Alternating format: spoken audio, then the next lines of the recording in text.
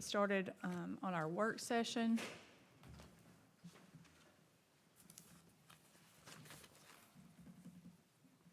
I think we will go ahead and get started with Miss Carol Berry of Restoring Women's Outreach. Are you good to go first, Carol? Okay, I'm right here. Yeah, but if you want to go to the podium so that we can hear you, that way we won't take up too much of your time and you can share what you've got for us today. Well, thank y'all so much for letting me come and speak to you tonight. And my name's Carol Berry with Restoring Women Outreach. And we've been in Cullman since, well, we started in 2011. And we started with one house, and we now have 6 houses in the city of Cullman. And we've just been gifted a property, and we need to do about $800,000 worth of renovations on that property. So I had asked and sent a letter of request to see if you had any of your opioid money remaining, and that I would love to be able to give us that as a grant, I guess is what that's called. And we fit all the qualifications for that. That is exactly what we do, is we help women with drug and alcohol addictions, and we run a sober living facility. I would like to brag on the city council for years ago in 2013 when I met with Woody and some of the others. I guess Garland was on, and Johnny Cook and some of the others. And that was the first time a halfway house or sober living had been presented to the council. And they met with me outside the meeting and really talked to me about keeping things very nice and neat. And they just didn't want this to become the problems now we're seeing in Calhoun County. I'm sure you've seen all that.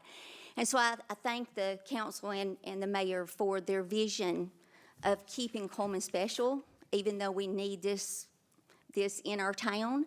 And like I said, we have 6 homes, and you couldn't tell where any of them are. We are just blended into the community where zoning will allow, and it is a beautiful thing. I did give you some numbers that I'd like for you to look at, because as a nonprofit, we make a huge impact, and I don't think we talk about that enough. So I've been really trying to hammer that home with council members and also just with the public. But we served 122 women last year. They completed 640 classes. So we do parenting, anger management, finance. We do conflict resolution, things like that, to help them go back into the workforce and just have a better life in general. We also asked them to do community service each month. You'll see they did 1,500 events, and they had 11,000 hours of community service, and a lot of that was here in the city with Cullman with Park and Rec. They did a lot of that. Some of that was at the Link, and some of that was at Willow Path also. We impacted 252 children. So out of the 122 ladies we worked with last year, there was children involved. So 252 of those were impacted by their mother's recovery. Something I think makes us very special is that we ask our ladies to pay back. We keep our programs fees low so the women can pay their fines, their restitution, and their child support while they're in from day one. As soon as they get a job, they know they're going to have to pay that. We paid back to the city of Cullman and Cullman County last year $91,200. So not only we make an impact, but we give back, because that's tax dollars that we would probably never get back if we weren't asking those women to pay that and get them used to paying that. We know that in recovery, if they stay with us a year, the national average is 50-50. We're at 58%, so not much better than the average. But at 2 years, the average is 80%, and we're hitting like 92, 93 right now. So I'm very proud of that. The new property will allow us to extend more to a 2-year program, and that is exactly what we want to do. And that funding would help us. We've got 5 buildings to renovate out there, and on 5 acres. So again, we thank you for your vision. The members that were here, Mayor was here, that to make sure that we're doing things right in this avenue that we work in, and to know that our women can just be living in a house and it's not pegged as what it is. And that's what we try to do with letting them do with Park and Rec. You know, they work elbow to elbow with some really great people, and they always learn something and they make friends here. So I appreciate those opportunities also from you. So thank you. Thank you, Carol. So the property that you're referencing is 5 acres with 5 buildings that need to be renovated? There's Is that correct? four buildings, yes, that need to be renovated. But we have 6 homes here in Cullman. We added our Okay. last one in December. So, yeah, we're excited about that. We're serving 40 to 42 women right now a year. And if we open this property, we'll go to over 80. So that's 80 women not in jail, 80 women working and getting their lives back together. So is that 5 acres, is it in the county? It's Is in the it- county, It's yes, not in the city limit? Okay. yes, But you've got and- 6 that are in Cullman and In then those- Cullman, yes. okay. But when we will close down 2 in Cullman once we get the property open. And that's why I've come to you, because we're going to completely close those down. Those were the first 2 homes that we opened, and we will renovate those completely. So, I mean, those houses, one's been open since 13 and one since 14. They've seen a lot of wear and tear. And even if we keep them up, if we could close them completely down, do the renovations, it'll just be a lot better, the women. We want to tear the bathrooms out and do a lot of things, so, So yes. when do you plan to start renovations on the new properties? Probably, it's probably going to be 6 to 9 months, I would say, at least, Okay. So Wes, can you get us an update on the opioid money and how that's been budgeted so far and how much we currently have available so that we can look at the needs for the next budget session? Okay, that's it. Thank y'all. Thank you. Does anybody else have any questions? Okay. Thank you, Carol. Well, I have one more question. So you said the anticipated construction needs was 800,000, right? For the new property, yes. It's a large property with, it was an old church. Ridgecrest Baptist Church was what it was at one time. And so there's the large church building. They did camps, you know, like church camps. So they had a dorm building, then it had a fellowship hall and a double wide mobile home. We're close on the mobile home to about, I should be in it hopefully within 90 days. The other properties, for the dorm to open, I have to have the fellowship hall done because that's our kitchen. So those, that's the reason I couldn't really give you a date yet. Right. So, but we're on one building, we're ready for HVAC and plumbing. So that one's pretty close, but I've got to get the other one ready. They have to open at the same time. Then we'll shut these down, move those women to there, redo these properties. So the women that'll stay in Cullman will be at least 6 months clean before they even hit the city limits. So I think that's a better fit for all of us, really. Okay. So it'll be a lot. And how do they find their way to you? Is it through the courts? Is it It's through? in the courts, you can just be dropped off. We work with detox units, so like, we have several relationships with them. If they know we have a girl that's from Cullman or maybe Blount County, they'll call us up, you know, somewhere close. I would say right now, probably 90% of our women though are Cullman women. Okay. We take very few that are outside of the county So typically, they would come from a detox unit and then step down. or the court system. Or Okay. some come on their own. Right. We do have some that come on their own, but I've still got ladies, what's happening to me is I have ladies that are still with us for 7 years now, and they never leave, which is great for us because they help us. You know, Right. they really promote the program, they sponsor, they do all the things. But it keeps, in December, we left, I thought it was only 5, we left 7 people in jail that we could have gotten out at any time, but I'm out of room. So this property will allow that. This property will also allow us to have a children's program and a parents program. Real excited about that. That's probably one of my favorite parts about it.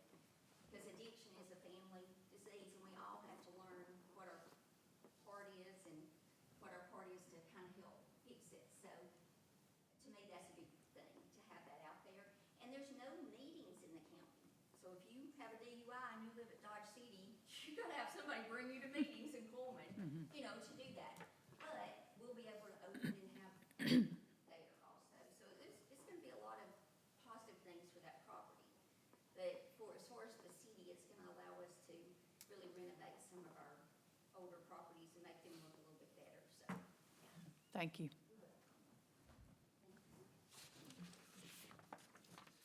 Okay, we'll move on to department heads. I think we have at least one. Sam?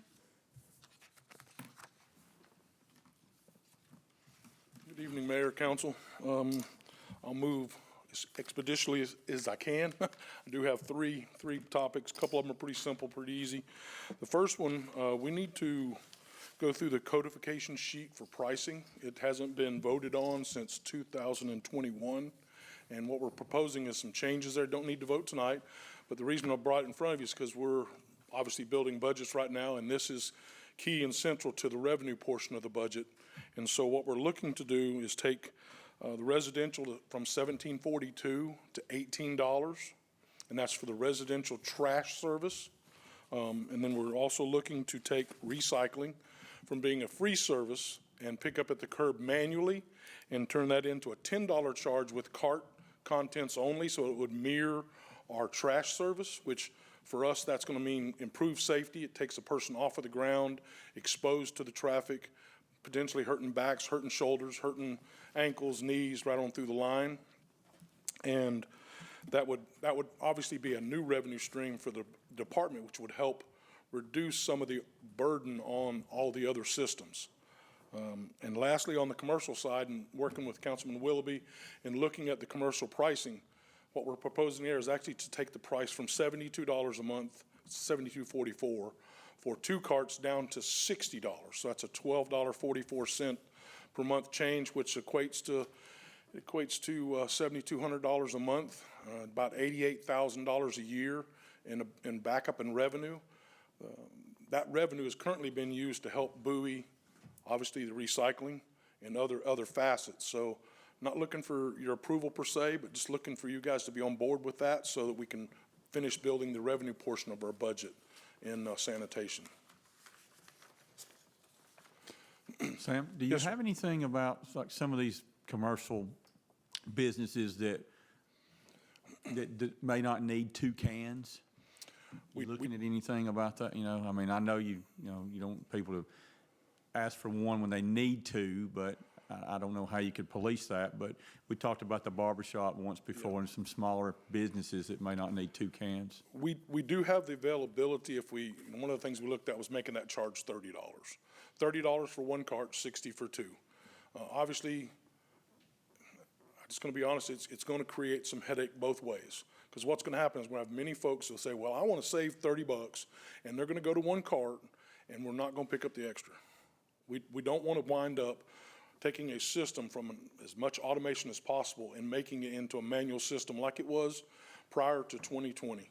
Because what we will do is open up Pandora's box with shoulder injuries, knee injuries. I'm trying everything I can to move those things to automation. One of the thoughts behind the 7244 initially was that, in 2018, I believe it was $48 for 2 carts.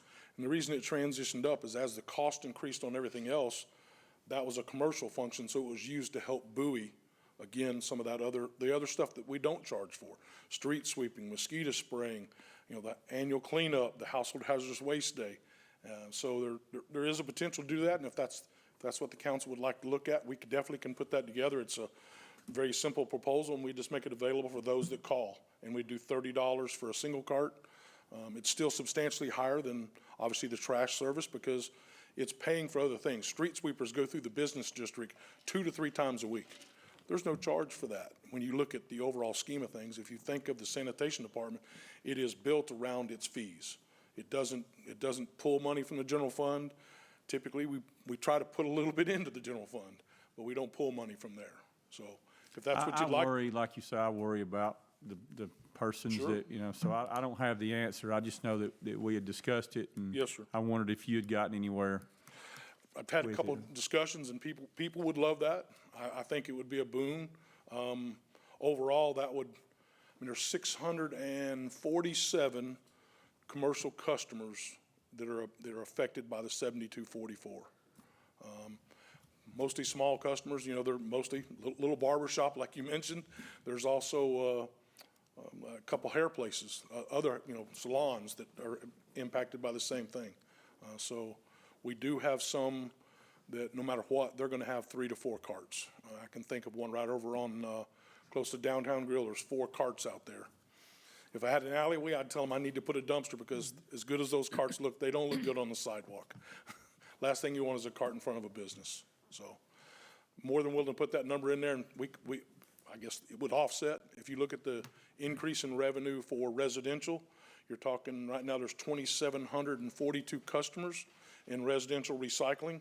I would anticipate we're gonna lose, if we implement a charge, probably 50% of those folks. A lot of them are what we call wish recyclers. As long as it's free, they'll use it and they'll put something in there.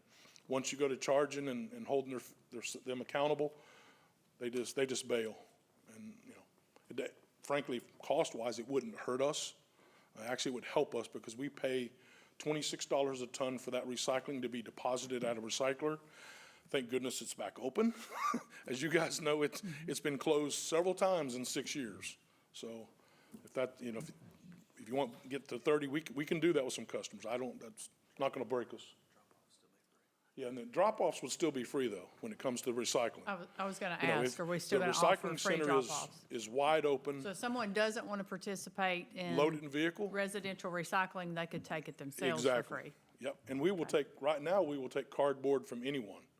We don't take single stream from anybody else, but when it comes to cardboard, it's right now producing $70 a ton, which covers our operating cost plus just a little bit. So we'll take cardboard. We're taking some cardboard right now from the county, from some county businesses that called us, hey, would you take cardboard? Yes, if you bring us cardboard, we'll take just the cardboard.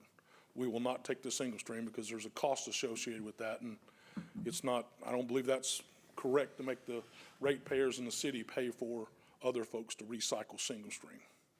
So, but if you guys are kind of copacetic with that pricing, I'll finish it off with Wes, and we can put it together. And then obviously this year you'll vote on this codification sheet with the budget process as well. So you'll get the final say on it no matter where we wind up. Okay. Okay? Thank you very much. All Thank right. you. Next item would be the sanitation ordinance. So I want to make, I felt like it was probably a good idea to talk to y'all about this. We've talked about the ordinance, and with Brandy's help, we went through and made some changes and we adjusted some things, but I know there's been several questions. I think Councilman Willoughby, you've had some folks call you.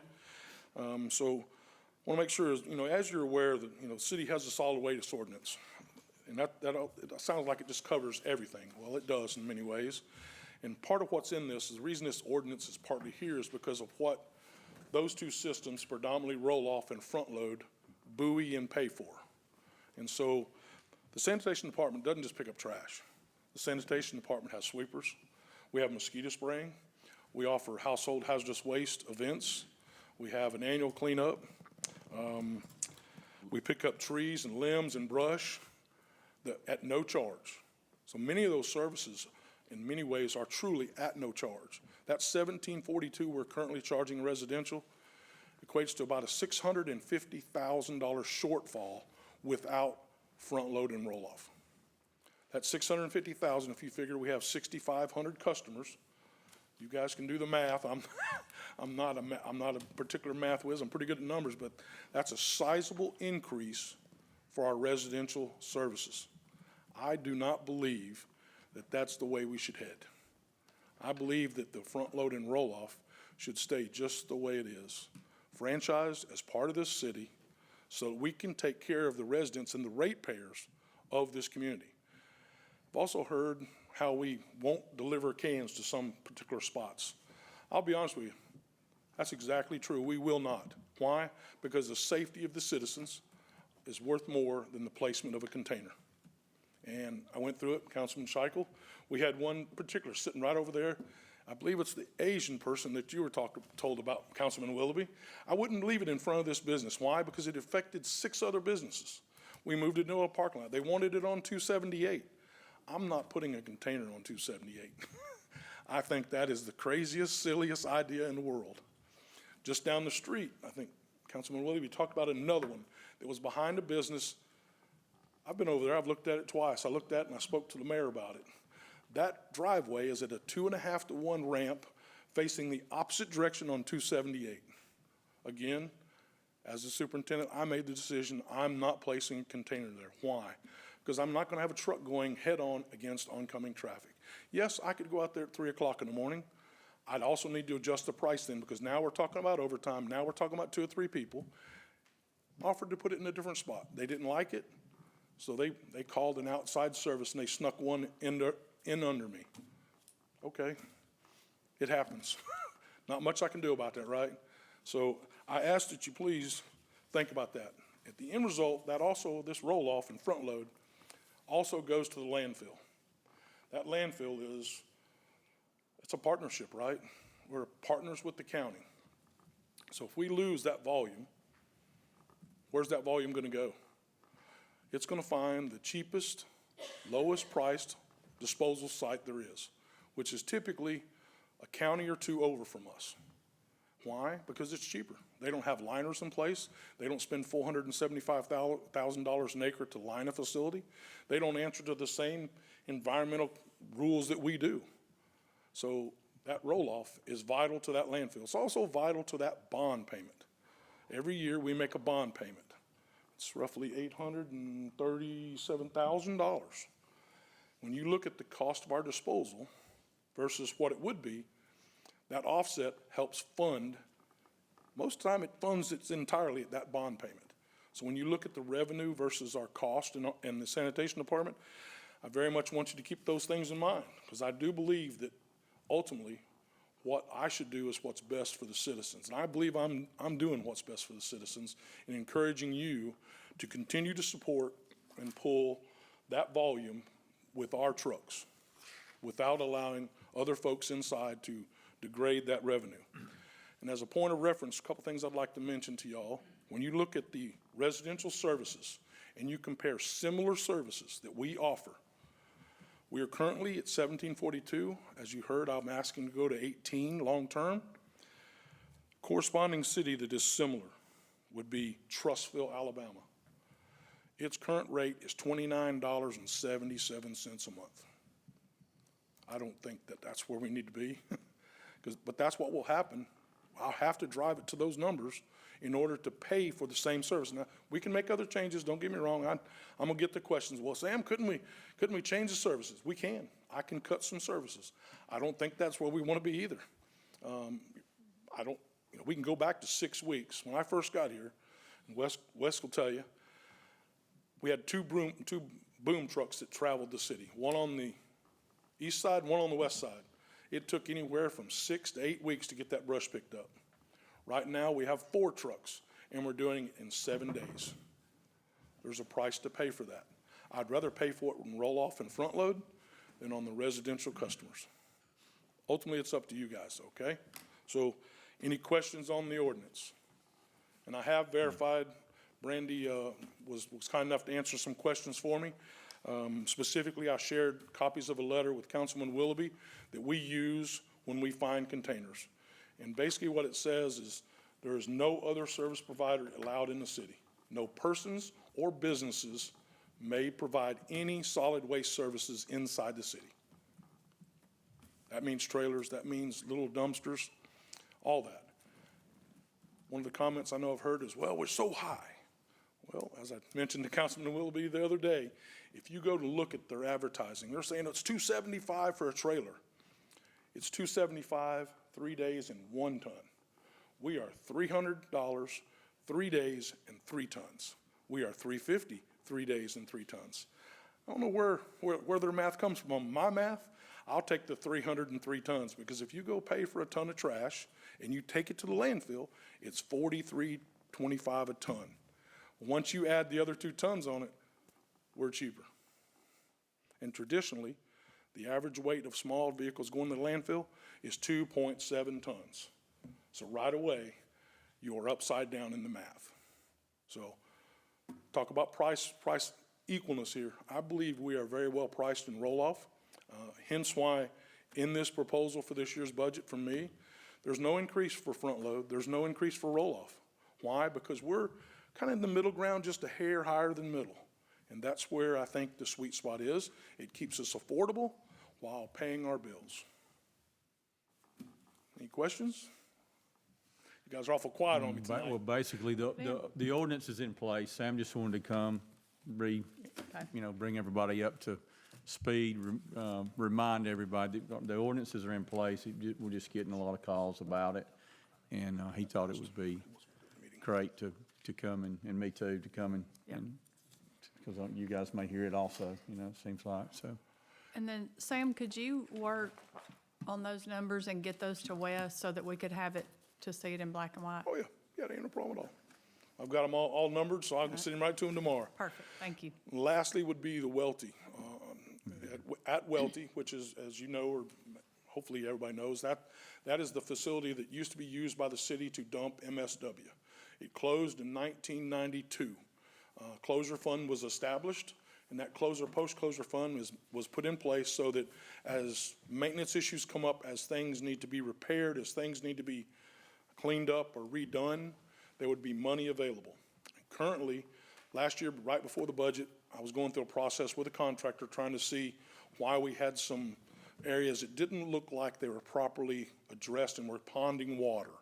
And so they came out, drilled some holes, we found out where the trash was, found out we needed about 15,000 yards of dirt, found out we need a contractor to do it, and we can't do it in the off-season.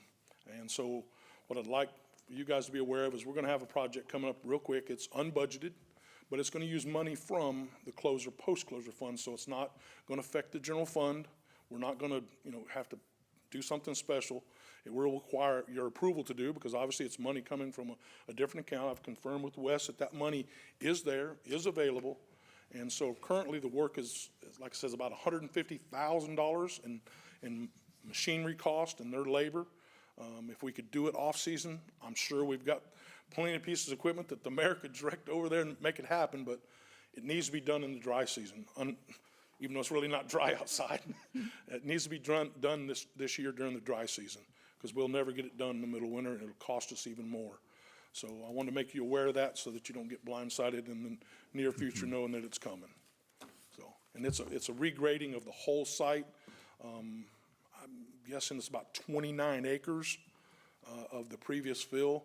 They used an old trench fill method, and what's happened is we have many, what I'd call valleys, and it's ponding water. And if it's ponding water, the water gets in and it's gonna come out somewhere, and we wanna stop it from getting in because, in theory, it shouldn't be making any leachate at this point because it's now 34 years closed. But, Do you alrighty? have a bid in play? I mean, have you? We have not bid talked- anything. I think there's my understanding is there may be a contractor we could use for part of it that is already either being bid or bid through our bidding process that's already in place. But that'll be up to the mayor and whoever. I don't necessarily make those calls all the time. Sam, this also would help prevent fire. Yes, sir. 'Cause Yeah, we've seen that happen at other landfills, and that's awful. there's Hard to put out. Yeah, there's the potential that if some areas the dirt happen to be thin and there's some residual gas trapped, by now most of the gas production should have went by the wayside, but when we were drilling out there, we actually found a newspaper from 1975 that you could read, just like this piece of paper in my hand right now. So it says how dry tombed that was at that moment. But yes, fire prevention and erosion control is the major thing.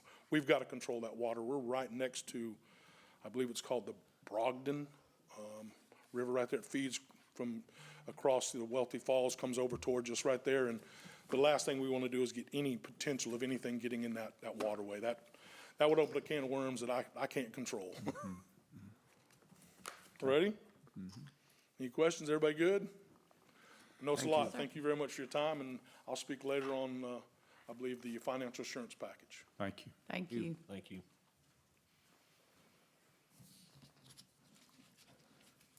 Okay, do we have any other department head updates at this time before we go over the agenda items? No? Okay, who will be doing the invocation and pledge tonight?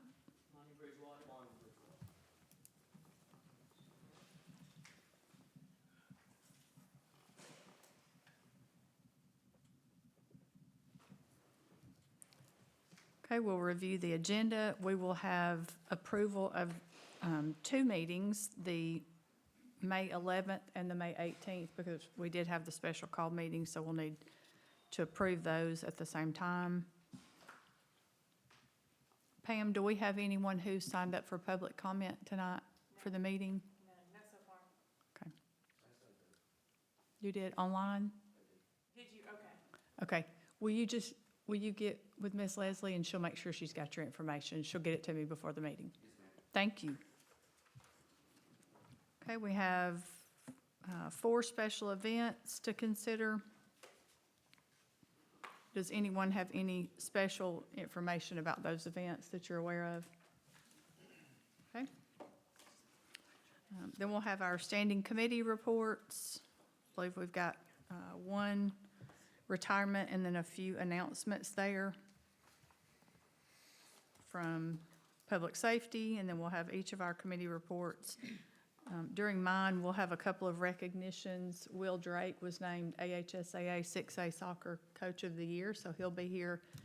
We'll give him the resolution. We'll also do, during my report, a resolution for Mental Health Awareness Month, which will tie back into some of the announcements from Councilman Scheichel and Chief Duncan. We have no unfinished business. We have several resolutions to accept bids, and I will go over what that bid process looked like, just so that everyone's aware of that. And when we go through those bids, you'll pull up on the screen so that we can see who all received the bids. Yep, right there. And all this is in the hyperlinks also, right? Anybody, yeah, go and It look. is. Mhm. So it's all available online, but I still want to run through just so that we can see who all those bids were distributed to and then who we received bids back from. And that will be new business item 1 through 11. Yep, 11, 1 through 11.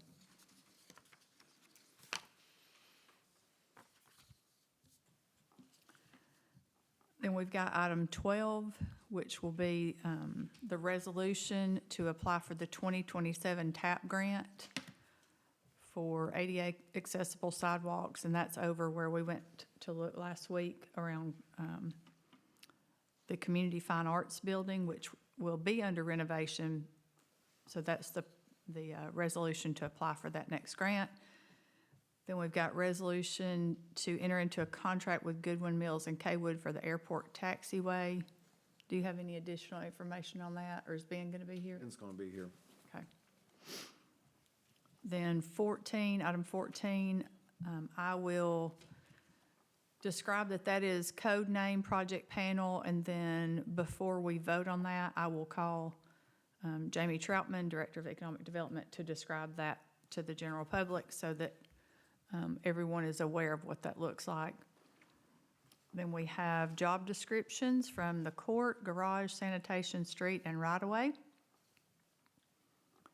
Item 16, we've got public nuisance for properties located at 1315 Maple Drive and 611 Cleveland Avenue. Do any of you have any, did you go by there? I did, yeah.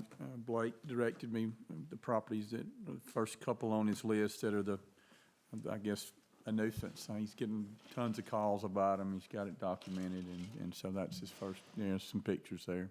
But I did physically go and look. So these, Blake, are these some that you've been working on for quite a while? Yes, Madam President.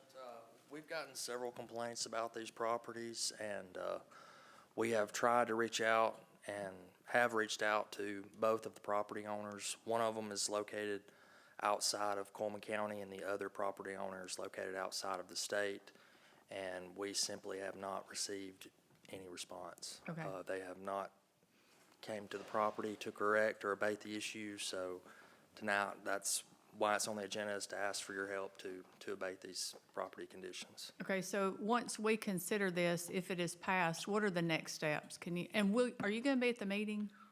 Yes, ma'am. Or do you need I to will leave? be. Okay. I was gonna ask you if you would stay when this, even maybe during the reports, maybe? Is that when you I want him think to I'd speak? rather, if we can, I'd rather discuss it here so that we can hear the steps after this consideration. So the state law says that we have to give, once it's on the agenda like it is tonight, we have to give them 21 days prior to the public hearing, which is set, not the next council meeting because we don't have 21 days, but the next, the end of June.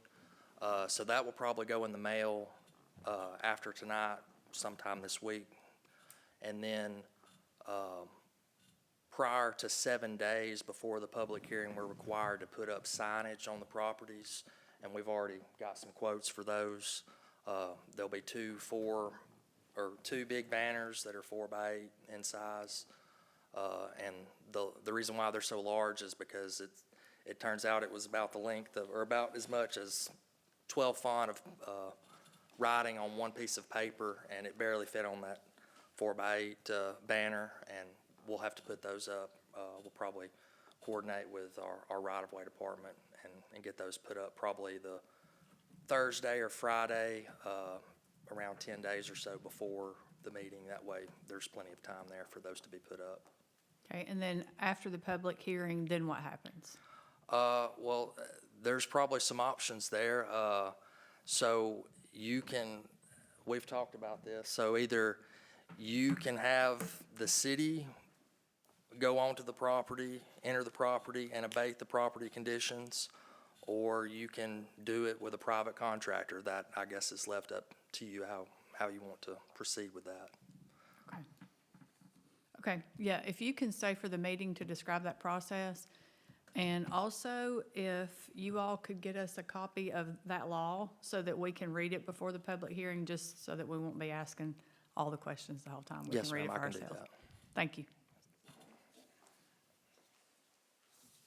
And thanks for doing that, Blake.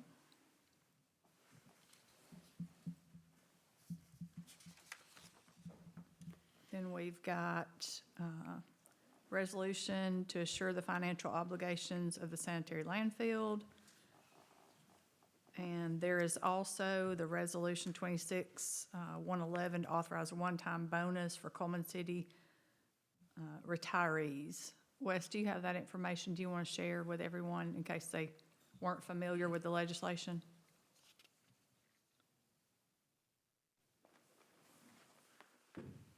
So it is a one-time lump sum payment from the city. Our estimated cost, based on our number of retirees, is $57,520. Scroll up just a little bit. And basically, they'll just receive that as a monthly retirement benefit. That's where they'll receive their increase. It's going to require a 0.21% to be added to our contribution. We've done this in the past. This is something, the state has to pass first, and then they give us the ability to pass that on to our retirees. As far as I know, the city has always participated, in helping the city of Cullman retirees. This actually it's less than half of what it was last time. So, did I miss anything, Michelle?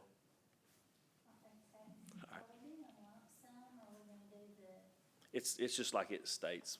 We'll do normally we do the lump sum versus the added on. And that'll be paid in October of 2026. Correct. So we'll have to work that into the budget, but Okay. we have to go ahead and pass it now. They wanted to go ahead and have that information. Thank you. I do have a question. Does Councilman Shackle need to abstain from that vote? Okay. Just thought about that. Oh, it was on my mind the whole time. You You were already did. voting We yes, just- weren't you? We really haven't I was talked going to about abstain. We haven't talked about it, I so. don't know. I was actually, as soon as it But finished, you that's when saw I it. spoke. Yeah. Okay. All right. I'm going to sustain from the vote. Don't do it. Abstain. Don't do it. Okay. Any other items for the work session? I don't think so. Okay. Well, we will be back at 7. Hey, Pam, I also